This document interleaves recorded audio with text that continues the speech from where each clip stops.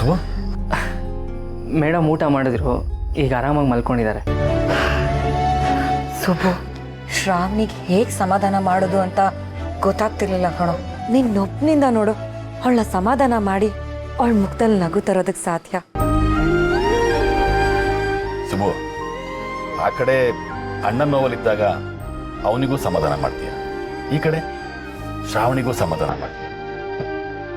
ಅಣ್ಣ ಅಷ್ಟಿಲ್ದೆ ಹೇಳಿಲ್ಲ ಕಣ, ನೀನು ನಿಜವಾಗ್ಲೂ ಈ ಮನೆ ಮಗ ಇದ್ದಾಗ. ಅವ್ನು ನೋವಲ್ಲಿದ್ದಾಗ ಈ ಮನೆಯವರಾಗಿ ನಮ್ಮ ಕೈಲೇ ಏನು ಮಾಡೋಕ್ಕಾಗಿಲ್ಲ.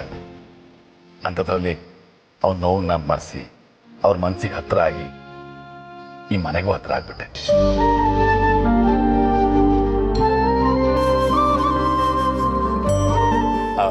ಸುಬು, ನಡಿ ಊಟ ಮಾಡೋಣ. ಈಗ ಮನೆ ಮಗ ಇದ್ದ ಹಾಗೆ ಅಂತ ನೀವೇ ಹೇಳಿದ್ರಿ. ಹಾಗಿದ್ದಾಗ ಇದೆಲ್ಲ ನನ್ನ ಕರ್ತವ್ಯ ಅಲ್ವಾ? ಅಲ್ಲಿ ನಮ್ಮನೆಯವರು ಕಾಯ್ತಾ ಇರ್ತಾರೆ, ನಾನು ಅಲ್ಲೇ ಊಟ ಮಾಡ್ತೀನಿ. ಸರಿ ಸುಬ್ಬು, ಹೋಗ್ಬಿಟ್ವಾ. ಬರ್ತೀನಿ ಬರ್ತೀನಿ ಮೇಡಮ್.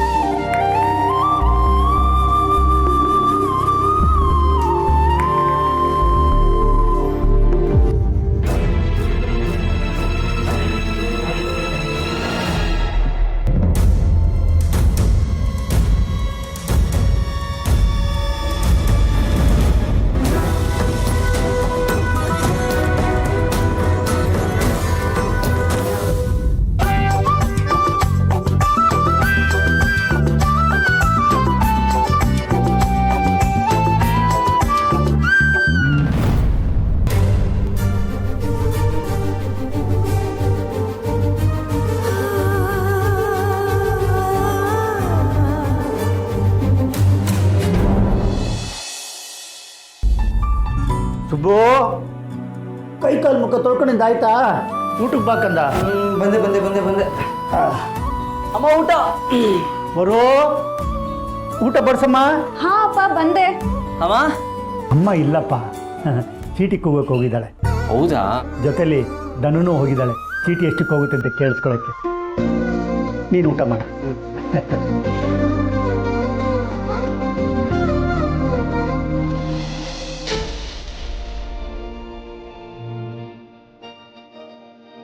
ನಿಂದು ಊಟ ಆಯ್ತೇನಪ್ಪ?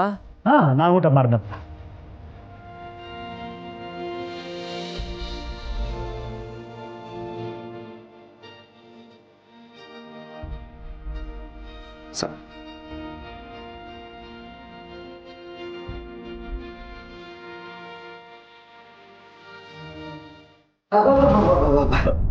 ಈ ಮನೇಲಿ ಅದು ಏನ್ ನಾಟಕ ಆಡ್ತಾರೋ ಸುಂದ್ರು ಈ ಜನ.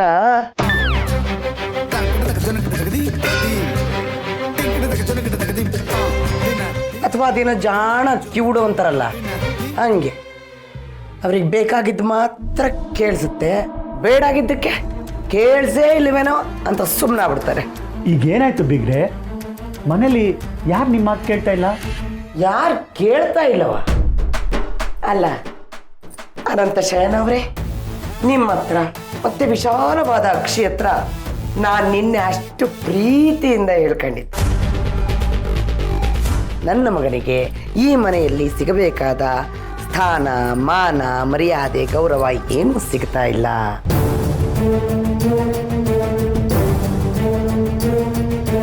ಅಷ್ಟು ಹೇಳಿದ ಮೇಲೂ ಏನು ಗೊತ್ತೇ ಇಲ್ಲ ಅನ್ನೋ ಥರ ನಿಮ್ಮ ಪಾಡಿಗೆ ನೀವಿದ್ದೀರಲ್ಲ, ಇನ್ನೇನು ಹೇಳ್ಬೇಕ್ರಿ ನಿಮಗೆ? ಮಮ್ಮಿಗೆ ನನ್ನ ಮರ್ಯಾದಿದೇ ಚಿಂತೆ.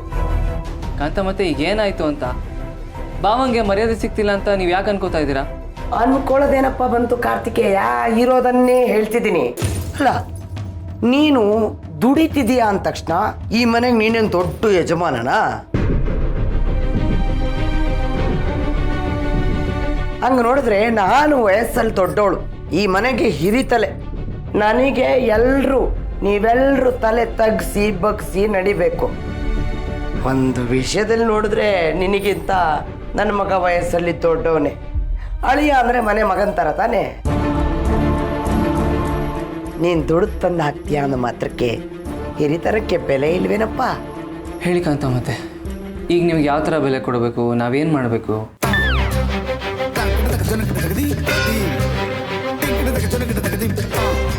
ಕಾರ್ತಿಕೇಯ, ಏನು ಗೊತ್ತಿಲ್ಲ ನಂಗೆ ಆಡ್ಬಿಡಪ್ಪ. ನಿಮ್ಮ ಅಪ್ಪನ ಹತ್ರ, ನಿಮ್ಮವ್ವ ವಿಶಾಲಾಕ್ಷಿ ಹತ್ರ ಅಷ್ಟು ಪ್ರೀತಿಯಿಂದ ಹೇಳ್ಕೊಂಡಿದ್ದೆ. ಆದರೂ ಆ ವಿಷಯನ ನಿನ್ನ ತನಕ ಮುಟ್ಸೇ ಇಲ್ಲ ನೋಡೋರು. ಅದಕ್ಕೆ ನಾನೇ ಹೇಳ್ತಾ ಇದ್ದೆ, ನೋಡಪ್ಪ, ಈ ಮನೆಗೆ ಇವನು ಹಿರಿಯ ಅಳಿಯ. ಅಳಿಯ ಅಂದರೆ ಯಾರು? ಮಗ ಇದ್ದಂಗೆ.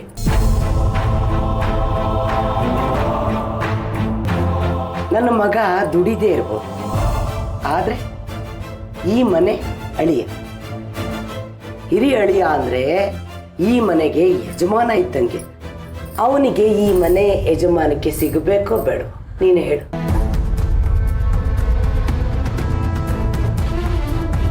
ಓಯ್ ಕಾರ್ತಿಕೇಯ, ನೀನು ದುಡಿತೀಯಪ್ಪ, ಅದ್ರ ಬಗ್ಗೆ ನನಗೆ ತುಂಬ ಗೌರವ ಇದೆ, ಹೆಮ್ಮೆ ಇದೆ. ಹಾಗಂತ ಎಲ್ಲರೂ ನಿನ್ನನ್ನು ತಲೆ ಮೇಲೆ ಹೊತ್ಕೊಂಡು ಮೆರೆಸದ?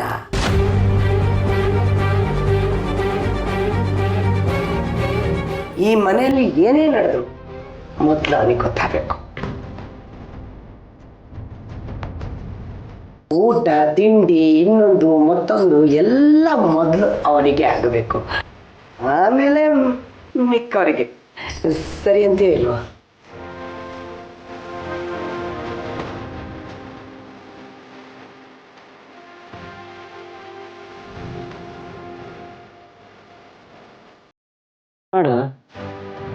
ನೋಡು ಅಷ್ಟು ಮಾತಾಡ್ತಿದ್ದೀನಿ, ಅಷ್ಟು ಕೇಳ್ಕೊತಿದ್ದೀನಿ, ಯಾವ ವಿಷಯನೂ ಕಿವಿಗೆ ಬಿದ್ದೇ ಇಲ್ಲ ಅನ್ನೋ ಥರ ಸುಮ್ಮನೆ ಕೂತ್ಕೊಂಡಿದ್ದಾರೆ ಅಲ್ಲ. ಹಿರಿಯಳಿಯಂಗೆ ಈ ಗತಿ. ಇನ್ನು ಇವಳು ಮದುವೆ ಆಗಿ ಕಿರಿಯಳಿಯ ಏನಾದರೂ ಈ ಮನೆಗೆ ಬಂದರೆ ಯಾವ ಗತಿ ಆಗುತ್ತೋ ಏನೋ. ಅದಕ್ಕೆ ಸಾಕು ನಿಲ್ಸಿ ಕಾಂತ ಮತ್ತೆ. ಮನೆ ಯಜಮಾನ ಹಂಚ್ಕೋಬೇಕು ಅನ್ನೋ ಚಟ ನನಗೇನಿಲ್ಲ. ಬಾಬಾ ಬನ್ನಿ ಕುತ್ಕೊಳ್ಳಿ. ಹೊರ ನಿನ್ನ ಬಾವಂಗೆ ಊಟ ನೀನು ಬಡಿಸು, ನಾನು ಬರ್ತೀನಿ.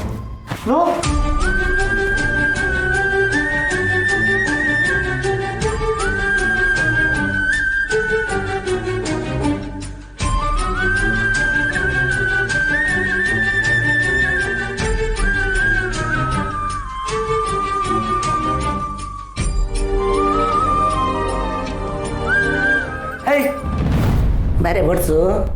ಮೊದಲು ಅನ್ನ ಸಾರು ಖಾಲಿ ಮಾಡ್ಲಿ, ಆಮೇಲೆ ಮೊಸರು ತಂದು ಬಡಿಸ್ತೀನಿ. ಬಡಿಸ್ತಾಳೆ. ಲೇ ಮಗ ತಿನ್ನ. ಮಮ್ಮಿ, ನೀನು ನನಗೆ ಕಾಸು ಕೊಟ್ಟಿಲ್ಲ ಅಂದ್ರೂ ಬೇಜಾರಿಲ್ಲ. ಕಾಸ್ಟ್ಲಿ ಮಾತಾಡಿ ನನಗೆ ಈ ಪೊಸಿಷನ್ ಕೊಡ್ತೀಯಲ್ಲ, I love you mummy. I love you ಮಗನೇ.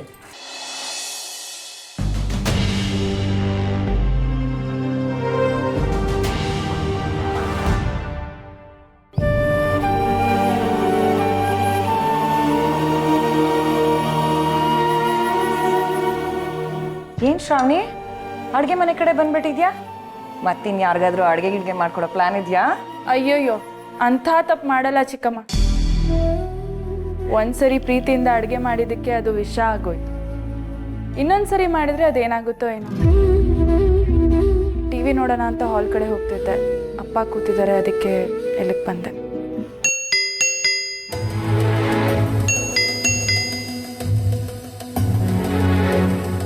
ಯಾರೋ ಬಂದಿದ್ದಾರೆ ಅಂತ ಕಾಣಿಸುತ್ತೆ. ನಾನು ಹೋಗಿ ನೋಡ್ತೀನಿ. ನಾನೇ ಹೋಗ್ತೀನಿ.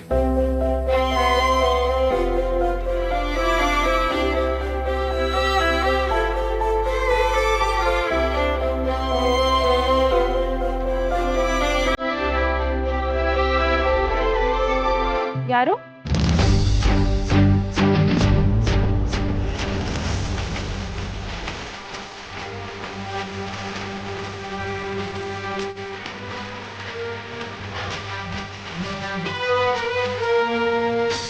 ವೀರೇಂದ್ರ ನೋಡ್ಬೇಕಿತ್ತು.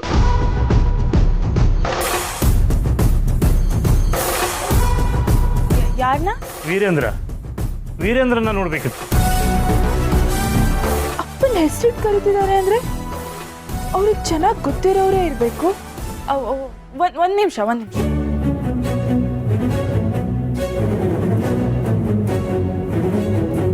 ಚಿಕ್ಕಪ್ಪ, ಯಾರೋ ಬಂದಿದ್ದಾರೆ, ಅಪ್ಪನ ನೋಡ್ಬೇಕಂತ. ಸರಿ, ಒಳಗೆ ಕರಿಯಮ್ಮ.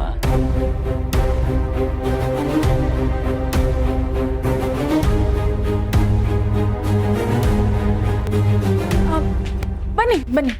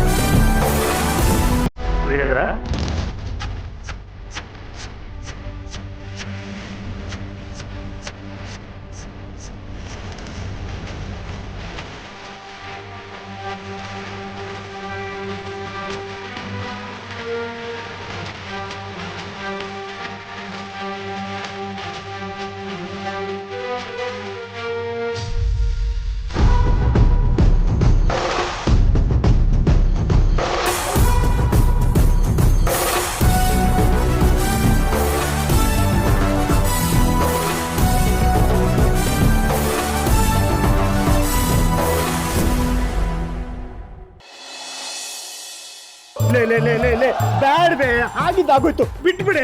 ಏನ್ರಿ ಬಿಟ್ಬಿಡೋದು? ಆಗಿದ್ದಾಗ್ಲಿ ಅಂತ ಅನ್ಸರ್ಸ್ಕೊಂಡು ಹೋಗಿದ್ದಕ್ಕೆ ಇವಾಗ ಆ ಅಮ್ಮ ಬಂದು ನಮ್ಮ ತಲೆ ಮೇಲೆ ಕೂತಿರೋದು. ಇವತ್ತು ಅವಳು ತಿಂತಿರೋ ಅನ್ನ ನನ್ನ ಮಗನ್ ದುಡಿಮೆ ಅಂತದ್ರಲ್ಲಿ ನನ್ ಮಗ ಅನ್ನ ತಿನ್ನುವಾಗ ಕೊಂತ ಮಾತಾಡ್ತಾಳ ಅವಳು. ಇದನ್ನ ಕೇಳ್ಕೊಂಡು ನಾನ್ ಸುಮ್ನೆ ಇರ್ಬೇಕಾ? ಆಗಲ್ಲ ಬಿಡ್ರಿ. ಅದು ಹಾಗಲ್ಲಮ್ಮ. ಅಲ್ಲಮ್ಮ, ಇದನ್ನೆಲ್ಲ ನಿಮ್ಮಮ್ಮನ ಹತ್ರ ಯಾಕಮ್ಮ ಹೇಳಕೋದೆ? ಮತ್ತೆ ಅಣ್ಣನ್ ಬಗ್ಗೆ ಅವ್ರು ಹಾಗೆಲ್ಲ ಮಾತಾಡಿದ್ರೆ ಸುಮ್ನೆ ಇರ್ಬೇಕೇನಪ್ಪ? ನನ್ನ ಅಣ್ಣ ಅವನು. ಅಣ್ಣನ್ಗೆ ಎಷ್ಟೇ ಕಷ್ಟ ಇದ್ರು ನಮ್ಮನ್ನೆಲ್ಲ ಎಷ್ಟು ಪ್ರೀತಿಯಿಂದ ನಗ್ನಗ್ತಾ ನೋಡ್ತಾ ಇರೋದೇ ಅವನು. ಅಂತದ್ರಲ್ಲಿ ಅವನ್ ಮನ್ಸಿಗೆ ನೋವಾಗೋಗ್ ಮಾತಾಡಿದ್ರೆ ನಾವು ಸುಮ್ನೆ ಇರ್ಬೇಕಾ? ಅದು ಹಾಗಲ್ಲಮ್ಮ. ಆಗ್ರಿ, ನಾನ್ ಶಾಂತವಾಗಿದ್ರೆ ಮಾತ್ರ ವಿಶಾಲಾಕ್ಷಿ. ನನ್ಗೇನಾರು ಕೋಪ ಬಂದ್ರೆ ಕಾಂತಮ್ಮನ್ಗೆ ದೊಡ್ಡಮ್ಮ. ನಾವು ಅವಳಿ ಮನೇಲಿ ಇರ್ಬೇಕು ಅಂದ್ರೆ ಸುಮ್ನೆ ಬಿದ್ದಿರ್ಲಿ, ಇಲ್ಲಾಂದ್ರೆ ಹೋಗ್ತಾ ಇರ್ಲಿ. ಇವತ್ತು ಅವಳಿಗೊಂದು ಗತಿ ಕಾಣಿಸ್ಲಿಲ್ಲ ಅಂದ್ರೆ ನೋಡ್ತಿರ್ಬೇಕು. ಅಯ್ಯೋ, ಸಿಡಿಲು ಗುಡುಗು ಕೇಳಿ ಸಾಕಾಗೋಗಿದೆ ಕಡೆ. ಅದ್ರ ಜೊತೆಲಿ ಏನಾದ್ರು ಭೂಕಂಪ ಬಂದ್ಬಿಟ್ರೆ ತಡ್ಕೊಳಕ್ ಆಗಲ್ಲ ಕಡೆ. ಭೂಕಂಪ ಆಗ್ಲಿಲ್ಲ ಅಂದ್ರೆ ಪ್ರಳಯ ಆಗ್ಲಿ, ನನ್ಗೇನಾಗ್ಬೇಕು?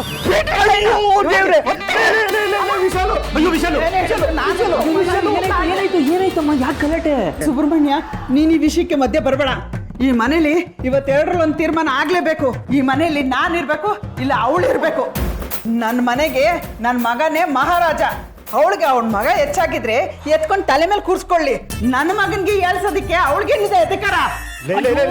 ಚಿಕ್ಕ ವಿಷಯ ದೊಡ್ಡದು ಮಾಡ್ಬಿಡ ಕಣಮ್ಮ. ಕಾಂತ ಮತ್ತೆ ಮಾತಾಡದೆ ಹಾಗೆ ತಾನೇ ಬಿಟ್ಬಿಡು. ಹೌದು ಕಣ ವಿಶಾಲು, ಮನೆಯಲ್ಲಿ ಶಾಂತಿ, ನೆಮ್ಮದಿ, ಸಮಾಧಾನ ಇರಬೇಕೆ ಹೊರತು ಕೂಗಾಟ, ಕಿತ್ತಾಟ, ಜಗಳ ಎಲ್ಲ ಇರಬಾರ್ದು ಕಣೆ. ಮೂರೊತ್ತು ಒಟ ಒಟ ಅನ್ನೋ ಕಪ್ಪನ ಮನೇಲಿ ಇಟ್ಕೊಂಡು ಕೂಗಾಟ ಕಿರ್ಚಾಟ ಆಗ್ಬಾರ್ದು ಅಂದ್ರೆ ಹೇಗ್ರಿ ಆಗತ್ತೆ? ಕಿವಿ ಮುಚ್ಕೊಳೆ. ಅವ್ರು ಆಡೋ ಮಾತಿನಲ್ಲಿ ತೂಕ ಇಲ್ಲ, ಮಾತುಗೊಂದು ಅರ್ಥ ಇಲ್ಲ. ಅದನ್ನೆಲ್ಲ ಕೇಳಿಸ್ಕೊಂಡ್ರು ಕೇಳ್ದಾಗಿದ್ಬಿಡ್ಬೇಕಷ್ಟೇ. ಅದು ನಿಮ್ಗಾಗ್ಬೋದು, ನನ್ನ ಕೈಯಿಂದ ಸಾಧ್ಯ ಇಲ್ಲ.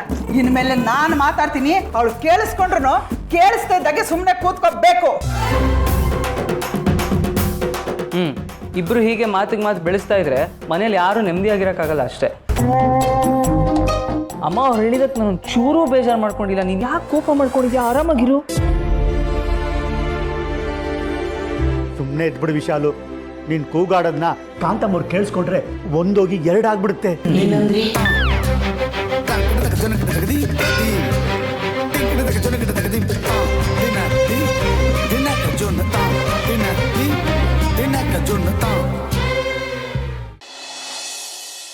ನರ್ಸಯ್ಯನವರು ಎಷ್ಟು ವರ್ಷ ಆಗಿದೆ ನಿಮ್ಮನ್ನು ನೋಡಿ. ಕೂತ್ಕೊಳ್ಳಿ.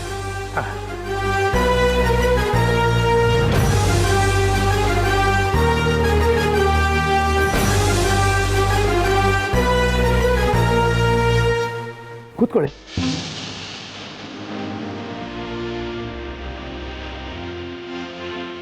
ನೀವು ಕೂತ್ಕೊಳ್ಳಿ.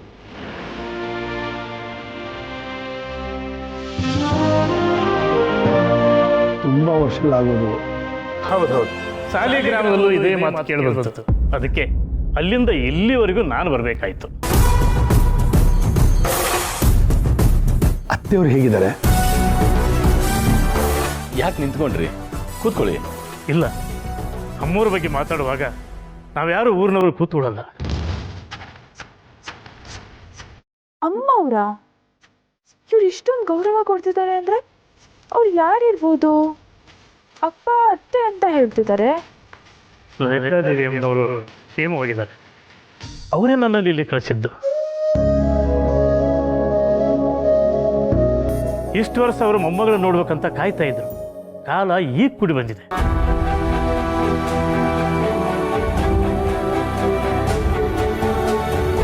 ನಡೆದಿದ್ದೆಲ್ಲ ನಡೆದೋಯ್ತು. ಆದರೆ ಊರಲ್ಲಿ ಮತ್ತೆ ಪುಷ್ಕರಣಿ ಉತ್ಸವ ನಡೆಯೋವರೆಗೂ ಅಲ್ಲಿಗೆ ಮೊಮ್ಮಗು ಬರಬಾರ್ದು ಅಂತ ನಮ್ಮ ಪುರೋಹಿತರು ಹೇಳಿದ್ದು ನಿಮಗೆ ಗೊತ್ತೇ ಇದೆ.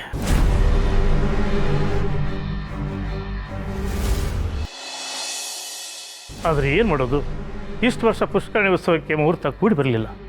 ಆದರೆ ಈಗ ಮುಹೂರ್ತ ಕೂಡಿ ಬಂದಿದೆ. ನಿಂತು ಹೋಗಿ ಜಾತ್ರೆ ಮತ್ತೆ ನಡೆಯುವಂಥ ಕಾಲ ಬಂದಿದೆ. ಅಂದ್ರೆ ಈ ವರ್ಷ ಸಾಲಿಗ್ರಾಮದಲ್ಲಿ ಪುಷ್ಕರಣಿ ಉತ್ಸವ ನಡೀತಾ ಇದೆಯಾ? ಹೌದು.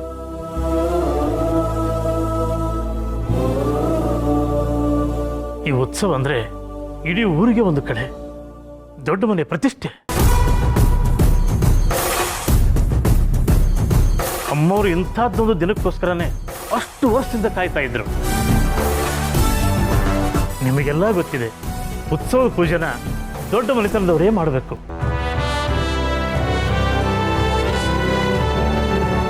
ಪುಷ್ಕರಣಿ ಕಳಸಾನೆ ಆ ವಂಶದ ಕುಡಿನೇ ಹೊರಬೇಕು. ಈಗ ವಂಶಕ್ಕಿರೋ ಒಂದೇ ಒಂದು ಕುಡಿ ಅಂದ್ರೆ ಅದು ಶ್ರಾವಣಿ.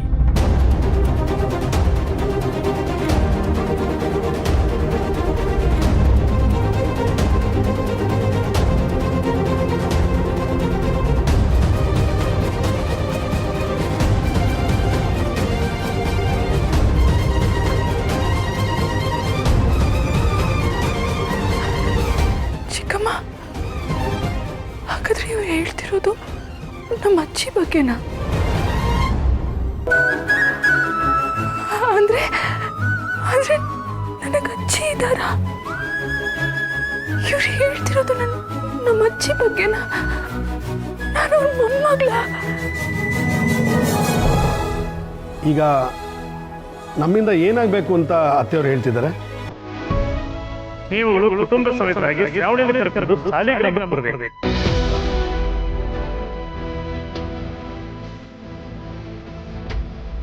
ಲಲಿತಾದೇವಿ ಅಮ್ಮನವರು ಶ್ರಾವಣಿ ಕೈಯಿಂದ ಪೂಜೆ ಮಾಡೋದನ್ನ ನೋಡಬೇಕು.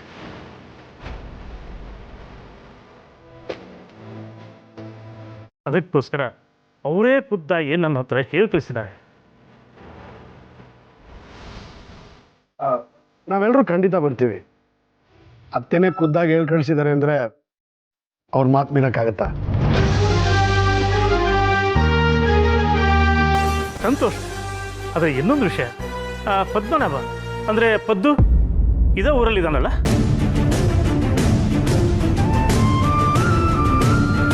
ಹಾಂ ಹೌದು. ಅಮ್ಮವರು ಪದ್ದು ಕುಟುಂಬದವ್ರನ್ನು ಉತ್ಸವಕ್ಕೆ ಮರೀದೇ ಕರ್ಕೊಂಡ್ಬರ್ಬೇಕು ಅಂತ ಹೇಳಿದ್ದಾರೆ. ಆಗಲಿ, ಖಂಡಿತ ಕರ್ಕೊಂಬರ್ತೀನಿ. ಅಮ್ಮವ್ರು ಕರೆದಿದ್ದಾರೆ ಅಂತ ಖುದ್ದುಗೆ ಹೇಳಿ ನೀವೇ ಅವ್ರನ್ನ ಕರ್ಕೊಂಬನ್ನಿ. ಸರಿ. ಅಂದಾಗೆ ಶ್ರಾವಣಿ